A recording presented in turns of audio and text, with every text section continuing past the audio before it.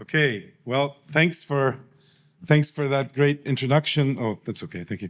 Well, I thought I was going to give a talk, but now I feel like I'm part of a big celebration, which I always like when you come from our part of the world. Actually, an Egyptian, a Greek, and an Armenian from Lebanon. So start of a good joke. But you know, that's kind of what makes MIT special and this community special, and I congratulate the major support that you've given to name this center, because this is a very special activity. I remember when it started 17 years ago, when entrepreneurship and emerging, growing markets were not words that were used in the same sentence, and it's come a very long way. But also MIT is such a cross-section of different traditions, cultures, journeys that people take.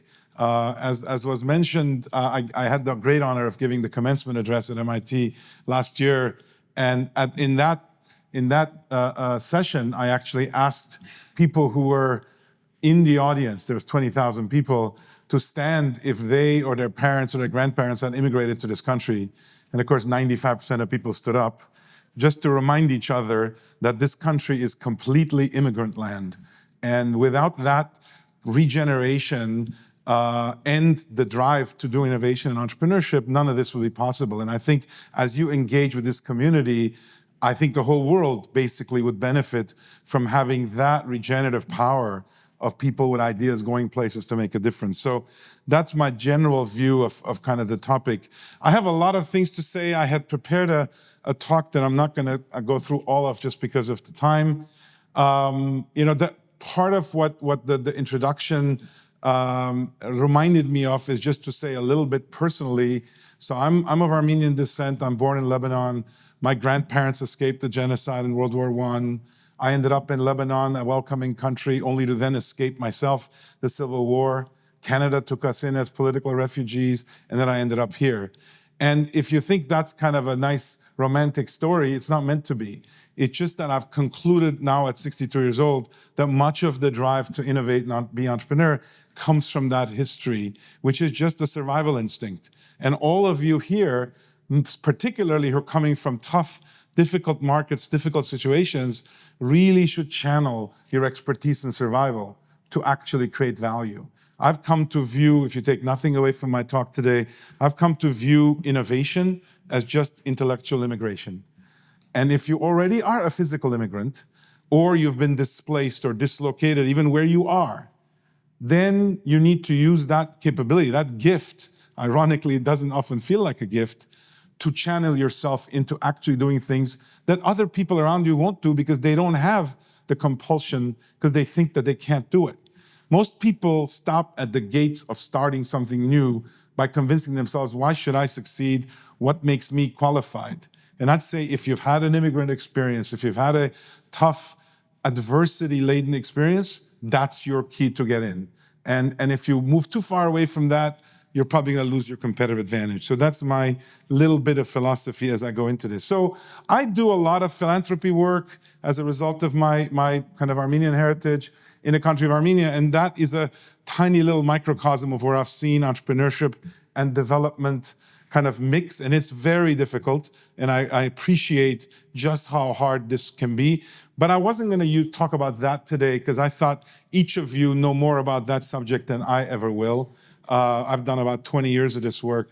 But what I did want to talk about is maybe kind of what we're doing in my firm, Flagship Pioneering, which is a form of entrepreneurship, we call entrepreneuring, that is kind of what I think will be the natural future of much of what we're doing today. See, today, entrepreneurship is viewed as an act of individuals who have this inspiration, this drive to create economic value, otherwise known as prosperity. But eventually, I believe that this will be the work of institutions, of groups, of industries. And so I'm going to try to give you a glimpse of the journey I've been on for 25 years, 25 of the 38 I've been an entrepreneur, to try to lay the foundations for how doing entrepreneurial innovation could become an institutional activity. 50 years ago, people invested as individuals. You need to have a lot of money to invest. There were no institutions that invested. Today, institutional investment is a completely different thing. Private equity, venture capital, hedge funds, all sorts of funds are a complete recent creation. And my prediction for the future is that actually entrepreneurs will eventually practice in groups and teams. You see bits and pieces of it today. You're seeing incubators and accelerators that have given rise in the last 20 years. But I think there is so take my comments as a little bit looking forward, and just to give you a little bit of example of how we've thought about it. And I hope it'll cause you to think about this down the line, and you'll take some inspiration from some of the mindsets that we've discovered. So let me dive in. I come from the world of where biology, technology, and unmet needs meet, which is essentially the kind of beginning to become a mature or maturing field. In the past century, what we viewed as engineering, which was largely based on physics and chemistry, began to give way to advances in biology. And I would say the thing that's beginning to change, even in our field, and I'm not going to talk a lot about this today, but there's a lot of others who will, I'm sure, is that whereas we come from a background of having engineered and discovered products, our drugs are discovered, our bridges are engineered, we are going to enter a different new world where what information science, information technology is doing is changing a significant thing that we used to do differently. So let me explain that in a nutshell by bringing you back to one concept. Those of you who work remotely in the biology or life science field know this, that actually the original information technology is contained in DNA, right? The human version of information technology, whether analog or digital, is really like 100 years old, maybe 75 years old with devices. But this information technology is as long as there's been life. And it is every bit as much information technology. It is code, it is combinations of code, it is varying code dictating varying programs. It's all information. It's just that humans haven't had access to it. And when we sequenced the human genome 25 years ago, we thought, aha, now we have access to it. In fact, we didn't know how to read it. And so when you talk about big data, the biggest source of big data is just called nature. It's just life. And all of science is just the ability to translate big data into large language models called science. Well, how are we going to do that without the kind of tools that we're now beginning to see? With AI, with generative AI, in my view, the single most profound difference will be that we'll be able to finally unravel and understand the intelligence that's found in nature. We have our own form of intelligence in our neurons. Machines have their own form of intelligence through moving electrons around, or sometimes even photons. What nature has is its own form of intelligence. So this is an exciting time, and I think what that's going to do is essentially shepherd in an era of a generated future, which might seem kind of scary, awkward, but the reality is that when you get to the essence of the logic that's underneath things, then you can begin to generate things, and that's where generative AI and many of these tools will come in. Unfortunately, I'm going to say that superficially, which is disappointing, but not prove it to you, partly because I can't prove it to you, it's still early, but also because I don't have the time. But just another thing you should take away is that if any of you are worrying whether this is a fad or whether it's going to have a profound impact, in my professional career, and I entered biotechnology when there were 5 companies, this is back in 1980, when I came here to do a PhD, and there was very little then. And talk about an industry that's kind of grown. There's about $800 billion a year of sales of biotechnology products a year.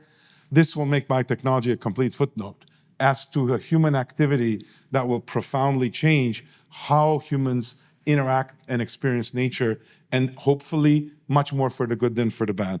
So with that in the background, let me tell you a little bit about what Flagship does. This is going to be even more superficial, so I apologize. If any of you are interested, there's stuff online that you could learn more about. But I want to spend a little bit of time on the mindsets. I thought that might be more relevant. So we are a company that's 25 years old this year that set out to experiment and prove whether one could do the act of company conception and creation as an institution, not as an individual in a garage.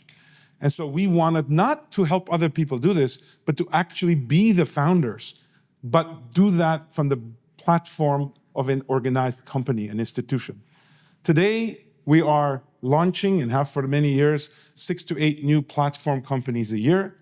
We're a team of about 500 people, but then it's about 1,000 if you include all the entities that we have not yet spun out. When we create companies for the first 2-3 years, they stay within our operating system, and then eventually they spin out and they stay connected to it. And I'm going to tell you a little bit more about that. Importantly, centrally, we have scientific invention capacity evidenced in the form of some 500 or so patents that we file a year centrally. And that's the basis for the next generation of companies that we launch. So our work, and I'm going to describe it, is a little different than licensing things and converting them into products. We're trying to make inventions that are completely different than what already exists. And that might be of interest to see how you do that. Our capital comes from more conventional sources of the kinds of capital that usually gets attracted to new ideas. That's venture capital, growth capital. We raise funds. Of course, we operate in the US. The funding environment has been, at least, we'll see what happens going forward, quite encouraging of such things. And we've operated through a series of funds that entirely capitalize the companies we conceive and create. So this is not a venture capital fund in the sense that we're not making external investments. I feel terribly because most people in the room are most interested in getting investment, and we are uniformly not a source of that investment, but we are a destination for very capable people and very good ideas around which we may want to form a company, and that's the way we operate. So I'm going to skip this. There's a bunch of things that I'm laying out here in the interest of time and tell you there's 3 basic things that we've spent a lot of time trying to systematize. One is what I call pioneering breakthroughs. The other is entrepreneuring startups. And the third is scaling ecosystems. Now, you might hear the word pioneering and say, what does that mean? You all know what pioneers are. The whole US was built by pioneers who went to the West, and this whole pioneer settler kind of tradition exists. But pioneering is kind of, for me, the way that I use the word is an act of doing something. And that is, in my definition, what innovation is to not innovating, pioneering is to innovation. That is being the very first to actually go places that you have no business being in. So that is very different. So when people went to the moon for the first time, that's pioneering. When they went for the 30th time, that's settling. If we haven't quite gotten there, but that's not pioneering anymore because you now know you can get there. So we think about pioneering. So in our whole process, I'm going to tell you a bit more about it, but not too much, is that. The second word is, I want you to kind of take away from it, is entrepreneuring. Now I can, as Fiona knows, she and I used to teach a course together, I can go off on a rant about entrepreneuring, and you'll see that I use the word differently than entrepreneurship in a very meaningful way for me. You see, when I grew up, when I was at MIT, when I started a company, I was doing entrepreneurship. But if after a while you realize that you want to do this as an activity, as a profession, then I would say you really want to think of it as entrepreneuring, not entrepreneurship. The ending of a word in English that ends with ship usually means the state of being something. Think about it: leadership, craftsmanship, friendship. All these ships are the state of just being that thing. Well, I'm an engineer by training. I don't do engineership, right? Why is that? It could have been called engineership. I'm a professional engineership. No, I do engineering. It's the act of doing something. And I would argue that all of you, when you start doing this for a living, as a profession, not because you accidentally started something and look, now you're running, that's all great. But if you do this without the expectation of glory, without the expectation of recognition, we can give recognition, no problem. We should keep doing that. But entrepreneuring is, for me, the hard work. It's like practicing medicine when you don't expect to get, kind of declared as a magician every time you do one successful surgery. 300 years ago, surgeons used to get knighted when they saved one person's life.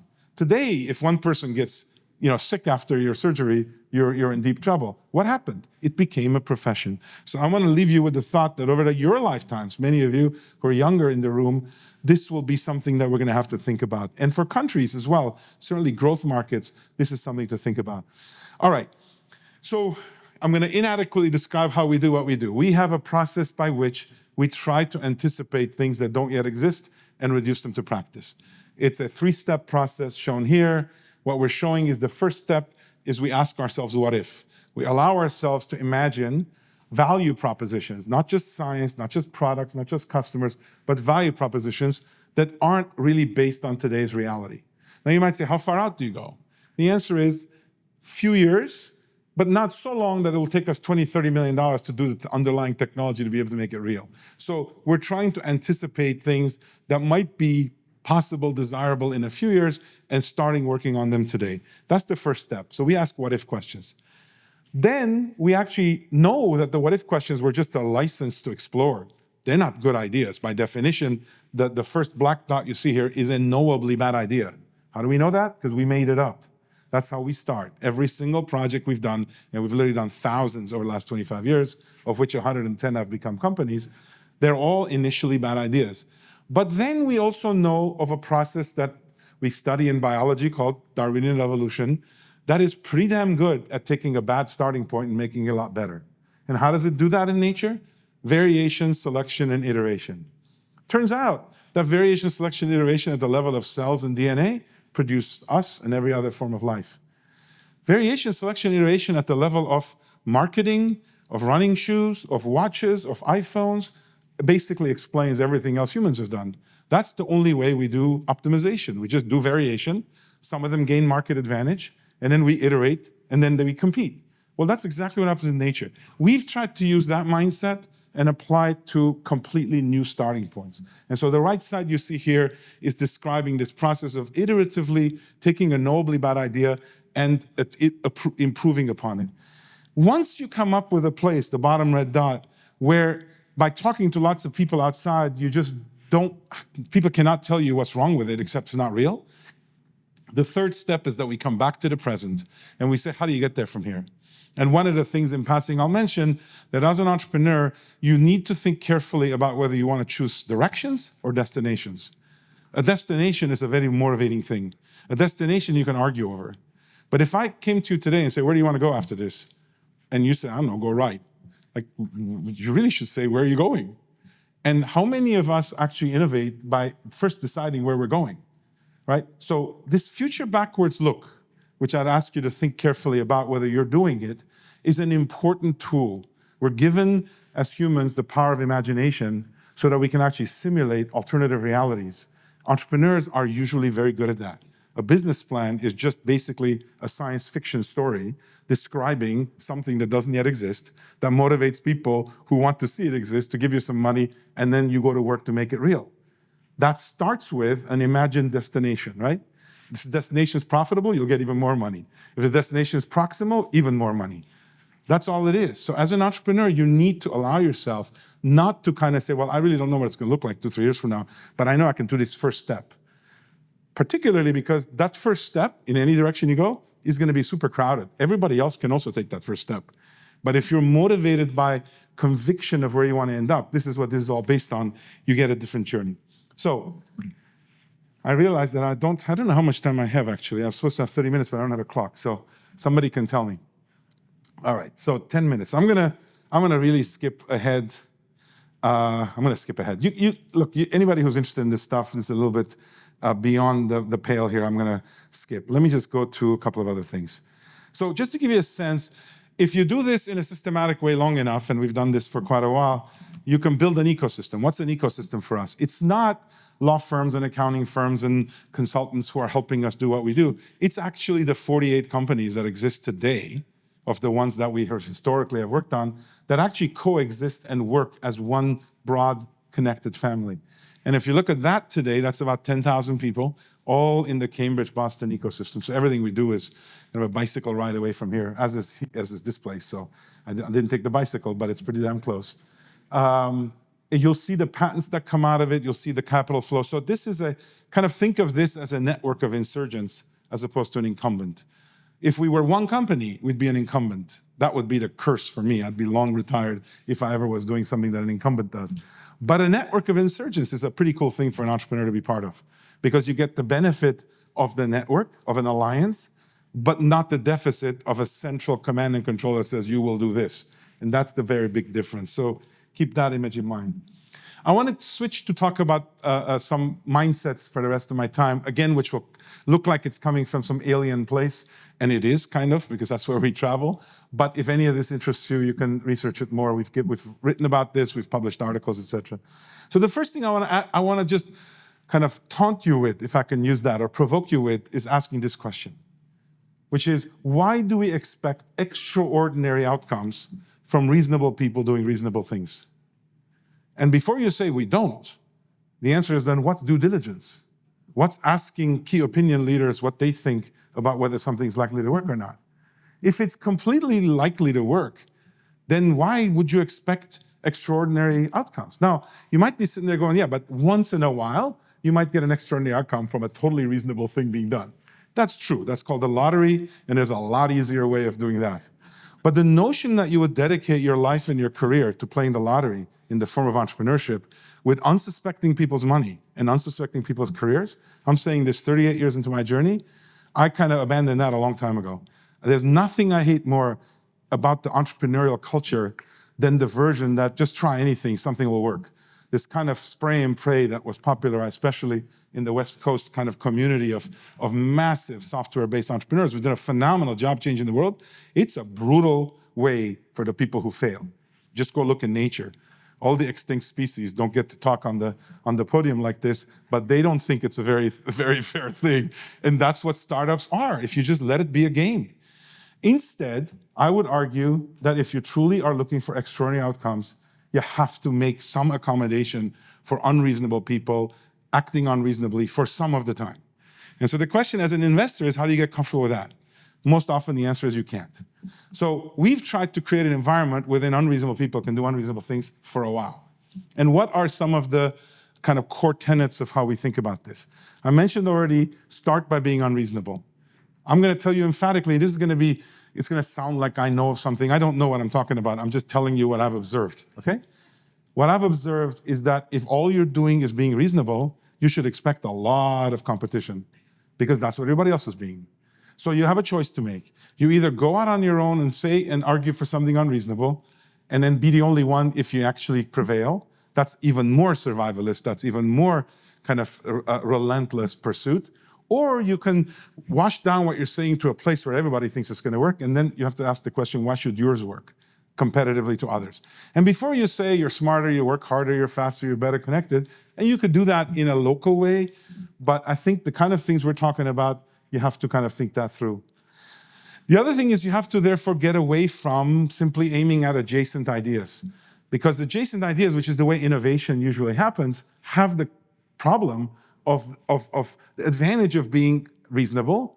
All right, I'm getting signs in the back, but also this trap. So let me skip ahead. I'm going to go fast. No, it's fine. No, you probably have time limits. I don't want to erode too much of your time. Okay. No, it's okay.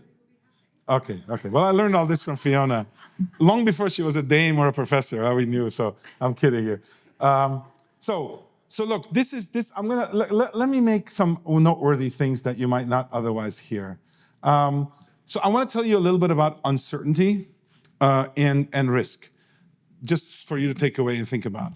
So I lived most of my life like you, being told about risk and risk mitigation and sources of this, that. We learn all about that. And if you really look into it, you'll realize that risk is essentially based on the probability, likelihood of an outcome. High risk means low likelihood of a good outcome. Low risk means high likelihood of a good outcome. That's risk. But what about if you can't estimate the likelihood of the outcome? What's that called? In everyday language, that's called really high risk. But that's a mistake, in my view. Unknown probability of outcome should be called uncertainty. And uncertainty is a completely different thing. Our experience, our beliefs, certainly investors on Wall Street, believe that uncertainty is the highest form of risk. Uncertainty is the most crippling to their decision-making because they insist on knowing risk. It's not the highest form of risk. Why? We can do the mental experiment. Take something that is just come out today, the GPT-4o, reasoning, DeepSeek, whatever, right? Go back 3 years. What was the probability that would come out?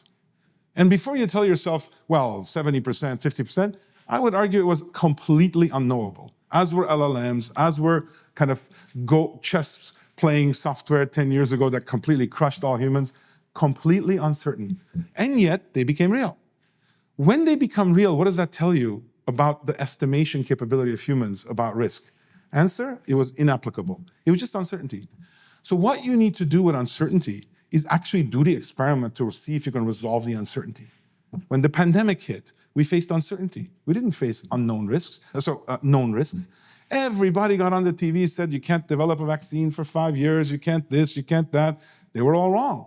Why? Because they made a mistake thinking that something you don't understand is extremely risky. It might be extremely risky. It might also not be very risky. Just do the experiment. So that mindset is something that this is kind of shown here in a simple diagram. The point is that if you're in the risk spectrum, risk and uncertainty, in my view, are completely different concepts. And so if you believe that, going up this scale on risk are ideas that are adjacent, but that are the furthest away from reality. That's where the big value pools are, the big circles. Why? Because everybody else took the lower ones. They didn't leave them for you. It's by definition, low-hanging fruit. But if you go to the right, which is an uncertainty, that is kind of how much scientific uncertainty or flat-out market uncertainty or just future uncertainty. Nowadays, macro uncertainty, tariff uncertainty, every uncertainty. Then on the right side, you'll notice that there's big green bubbles shown here illustratively that are very big and very low on the risk scale. It's just that they're not accessible because they're hiding within this cloud of uncertainty. What you need to do, and what we do kind of professionally, is make sure you choose the right experiments where you can, the right approach to resolve the uncertainty. And then if you're really clever, you'll just pick off the high value, low risk opportunities that you now are the first to witness. So when you were taught in economics, and forgive me because I wasn't taught economics, that's why I can say these things very happily. When you're taught in economics that there is no such thing as high risk, low return, or low risk, it correlates risk and return, efficient frontiers, all based on an equilibrium assumption. You can throw an equilibrium assumption out the window when you're dealing with uncertainty.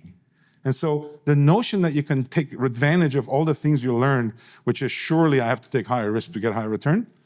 No, you can take uncertainty and do something different. So that's something that I want to leave you with. You would not probably hear other places. The other thing that I will spare you, but I heard the word hope this morning. It was very inspiring comments in the beginning. I'll tell you the version of that I use is the word faith. So I think that all leaps, all what ifs, all pioneering, all bold things start with faith. And what's faith? I'm not talking about religious faith. I'm talking about just the word faith. Faith means belief without facts. In science, we're taught to only believe things for which we have facts. But if you limit yourself to science and that dogma, you'll only work on the most adjacent things that you should still believe with a little bit more kind of speculation. But if you allow yourself for a period of time to operate based on faith, that is the belief without facts, but then, unlike the religious version of it, try to establish facts that support what your belief is, then what happens? You no longer need faith. It's just called science. So say it another way. Take the word science fiction, and then do the experiments, need to take the fiction out. What are you left with? Science. But you're not allowed, including at MIT or Harvard or anywhere, to do science this way. You can only use micro fiction and macro science. I would argue that if you really want to make breakthroughs, you should allow yourself, if you can get the right supporting environment, to initially at least use your imagination to say, well, what if this? And I'll conclude kind of by jumping a little bit ahead. There's a whole bunch of, so those of you who want to take a picture can do this. This is like my life learning in one slide, which is it's all about balance. When you're dealing in complete unknowns, you really want to think about opposites and embrace them both. So when you come to a fork in the road, take it, right? Don't choose between the two, keep both options. For example, you want to be a survivor? If you said to yourself, are the best survivors the most successful entrepreneurs? My answer to that is no. The best survivors have the necessary qualifications, but not sufficient. Because what it takes to thrive is not just to survive. You have to do a different set of things to thrive. And so mistaking the two, just saying, if I'm a super survivor, surely I'm going to be Elon Musk. Not true. But an Elon Musk has always gone through multiple survival stints. And so that duality, your ability I'll go to the very bottom one, paranoia and optimism. I used to get, when I first was asked to teach at MIT in 2000, they said, like, what will you try to impart? And I said, the mindset that I had learned as a mere engineer who did not delve into any of these subjects is that if you want to do things that have never been done before, persistently, you absolutely need to be an optimist, but you need to also be super paranoid. What does that mean? It's a really tortured state, by the way, because what happens is that your optimism is kept in check by your paranoia, where you question yourself. The minute you start acting on it, you go, whoa, wait a minute, do I have all the facts? What else? But if you become paranoid and only paranoid, then you become depressed. That's a clinical condition. You don't want to go there. Your optimism saves you from your paranoia. And that duality, I try to find a better way to describe it. That duality, also the duality between urgency and patience. These two things shouldn't go together. If you cannot deal with patience in a startup setting, you're not going to succeed. On the other hand, if you don't bring urgency to what you're doing, you're not going to succeed. How could that be? That's what this space is all about. All right. I was going to end with just a couple of last comments about Moderna since it was brought up. So Moderna was our 18th company. We number our companies, so we have like 110, 13 now. But LS18 was Moderna. That's how it was born. We birthed these companies through the indignity of not having a name because we reserved the right not to continue them. And it turns out one thing I learned 25 years ago is that if you name something, then it kind of wants to exist forever. But nobody goes home and tells their partner or their spouse that they're no longer working on LS18. That's not something you do. But if you called it Phoenix, all of a sudden, oh my God, you shut down Phoenix. So don't name it for the first period of time. Don't go into this like celebratory, print a business card, come up with a name. That's all cute. If you want to do this professionally, just give yourself the right to question and iterate, and until you kind of say, okay, I need to deal with the outside world. Then you don't want to go tell people I'm raising money for LS18. That's for sure. So this was started by a what if. We asked the question, what if you could inject the molecule in the body and have the body make anything you want? Predicated on the notion that the code basis of life should work. So if you just give it a molecule of code, you should be able to use the body to make it. This was in 2010. A lot of academic work had gone on before with mRNA and it summarily ultimately failed to be translated. Why? Because if you stick a piece of mRNA in the body, the innate immune system goes crazy. Why? Because it thinks it's a virus. How do you all know that? You all knew that, you just didn't realize it. Because all the coronavirus is a piece of RNA. Coronavirus is, ironically, an RNA virus. It's not even a DNA virus. It's an RNA virus, and when an RNA virus enters your body, you better hope your immune system is going to go crazy. And that's what an infection of coronavirus does to you, is that the RNA gets into your cell and tries to make more copies of itself, and the cells go, whoa, this is an infection, and they go crazy. So if you're going to use that as a therapeutic or as a vaccine, it better not have the same effect. So we had to work on overcoming that and many other scientific challenges, but that's where we started, the real what if. We did not start with just picking mRNA, but we started with a big, broad, what if you could use the human subject, the patient, to make any drug that you want? Now, 14 years later, this was even more impressive, 5 years ago, where we were kind of sort of half about this much, we have 43 drugs, 20 vaccines, 3 that are approved or almost approved, and several more that will be. 10 altogether will be approved, we think, over the next 4 years, all based on this platform for totally different uses. What was interesting is people didn't really know anything about the company because we were a private company, recently public in 2020, when COVID hit.